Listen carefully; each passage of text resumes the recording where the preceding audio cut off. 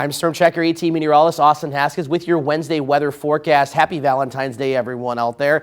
We're looking at a pretty quiet start to the day, and most of the day will be quiet, but we are watching this low pressure across parts of the Rockies this morning that's going to quickly advance east throughout the day. And this area of snow that we're seeing out in South Dakota this morning is going to progress to the east. And we're actually going to have some accumulating snow in the forecast for the first time in roughly about a month or so across the Chippewa Valley. Enough so that a winter weather advisory has been issued for nearly the entire area, with the exception of Polk, Barron, and Rusk counties. Now, for Eau Claire, Chippewa, Dunn, Pepin, Pierce, and St. Croix counties, your advisory will begin at 3 p.m. today and go until 3 a.m. Thursday. And then for Taylor, Clark, Jackson, Trimolo, and Buffalo counties, your advisory runs from 9 p.m. tonight till 6 a.m. on Thursday.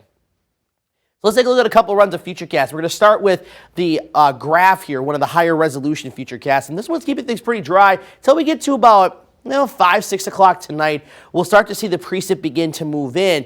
And this one is showing it as mostly all snow with rain down to the south, and then the snow kind of overspreading the area into the mid to late evening hours and continuing through part of the overnight. But as you already see, by about 3:30 in the morning, precip's out of here, and most of Thursday is actually looking to be pretty good. Just it's going to be colder, and it's also going to be breezy as well with a gusty northwest wind.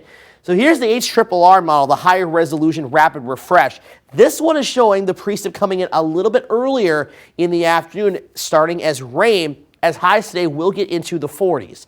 So I think we'll start to see a little bit of rain as the precip moves in, but as the colder air spills in, that's when we'll see that change over to a mix and eventually all snow. And we're watching for this heavier band of blue because that could indicate some pretty heavy snowfall. Could see maybe some snowfall rates approaching an inch per hour in a couple of spots. And then in like the other model, the snow is going to start wrapping up into the early parts of our morning on Thursday, and most of Thursday looking to be pretty quiet. So how much snow are we looking at? There's going to be a swath somewhere in the Chippewa Valley of 2 to 4 inches. Right now I have it from basically Highway 64 south and then about 1 inch to 3 inches up to the north, though I think as you get up towards Rice Lake, Ladysmith, even farther north and west, you're probably going to be on the lower end of that scale.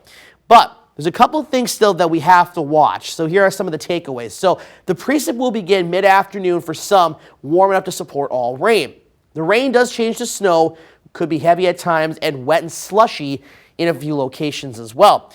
There's still some uncertainty, though, with a couple of things. How fast do the temperatures fall? Because if we are still going to see temperatures above freezing with the snow falling, that could lead to the snow melting on contact, thus limiting, the accumulation a little bit. Also, where does the heavier band of snow set up? And I can't totally rule out someone seeing a snowfall report of over 4 inches. It's not totally out of the question, but most models are going anywhere in that 2 to 4 inch range. So I feel comfortable putting numbers there. So we still got to watch those couple of things, and that could maybe, sway totals a little bit higher or sway totals a little bit lower. So I encourage you to stick with us throughout the day today and into this evening for updates. Otherwise, we're looking at a high today of 46 degrees, just 32 tomorrow, and it will be breezy, so it'll feel more like the teens and 20s, and even colder yet on Friday. High of only 24 degrees. That'll be the first time in about a month that we have had a high below average.